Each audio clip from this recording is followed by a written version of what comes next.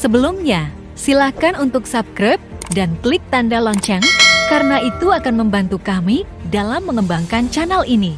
Dan biasakan menonton sampai habis, karena itu sangat berpengaruh bagi channel ini. Terima kasih.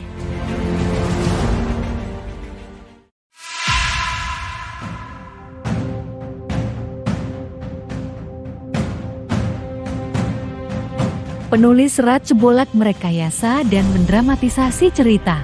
Masalah Serat Cebolek memang merupakan masalah yang cukup mengganjal bagi kita.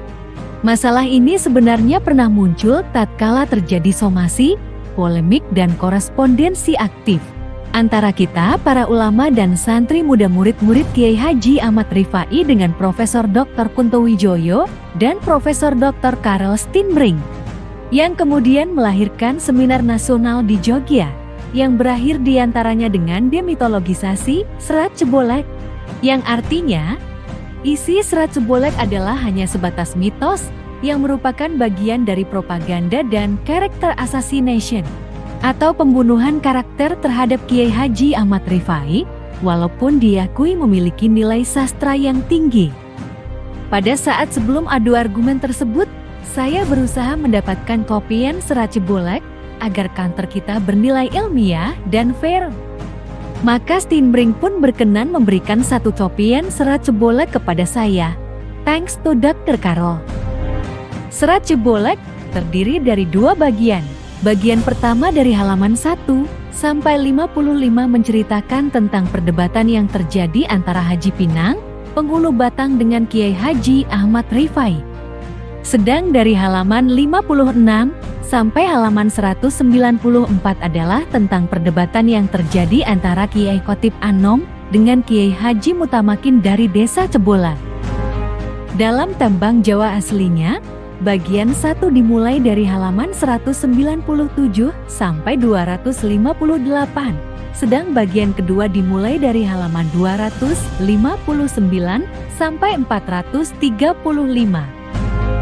Serat Cebolek sendiri aslinya merupakan catatan-catatan kisah milik Kanjeng Raden Adipati Panji Suryokusumo, pensiunan Bupati Semarang.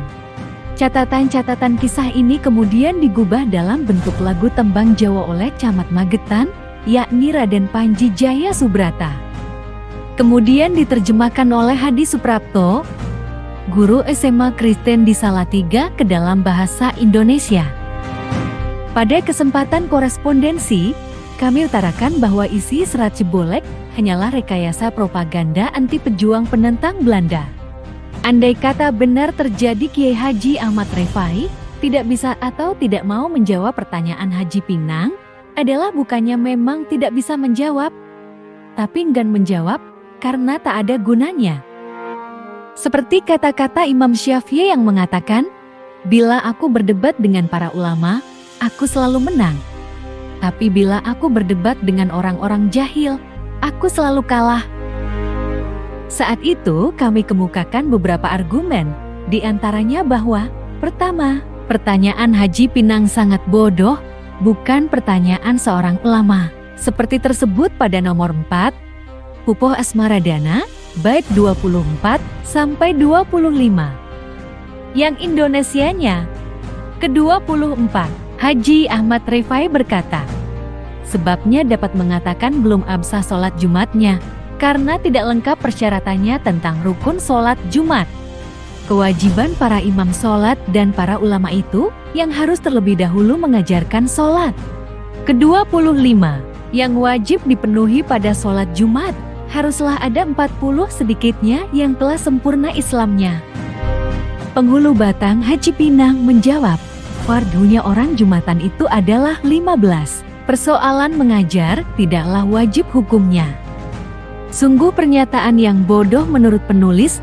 Bukankah sudah jelas dalam kitab Fathul Muin yang sudah biasa dipelajari oleh para santri di seluruh pesantren Indonesia, bahkan dunia, bahwa walau kanu arbaina fakotun, wa fihim umiyuna, lam tasiha jumatuhum in kosuru fita alumihim. Seandainya mereka yang Jumatan itu ada 40 orang, dan ada satu saja yang umi, yakni bacaannya nggak tartil, maka tidak sahlah Jumatan mereka bila mereka tak mau belajar. Ini dalil umum, bukan pernyataan pribadi Kiai Haji Ahmad Rifai. Pantas saja Haji Pinang tidak tahu dalil itu, karena sebagai penghulu pilihan Belanda, harus dipilih orang yang kurang pintar dan kurang fanatik dalam agama.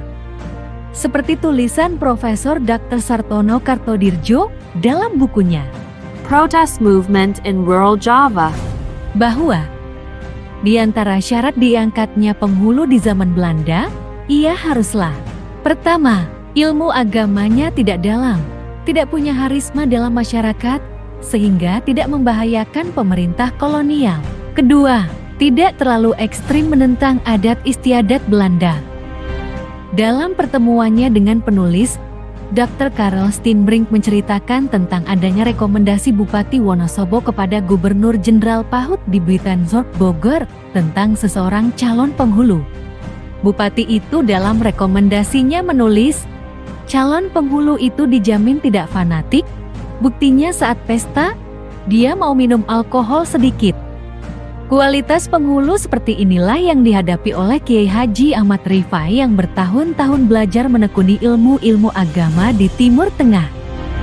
Lihat ucapan tidak senonoh Haji Pinang mengata-ngatain Kiai Haji Ahmad Rifai seperti tertera pada angka 5. Uposinom dari bait 1 sampai 25 menunjukkan karakter yang sebenarnya dari Haji Pinang, yang bukan seorang ulama syoleh yang santun, tapi dari seorang ulama suk, pengabdi tuanya Ratu Belanda. Sehingga pantas Kiai Haji Ahmad Rifai tidak mau lebih lanjut meladeni perdebatan dengan Haji Pinang karena tidak ada gunanya. Sekian dulu untuk seri pertama. Insya Allah kita lanjut seri kedua.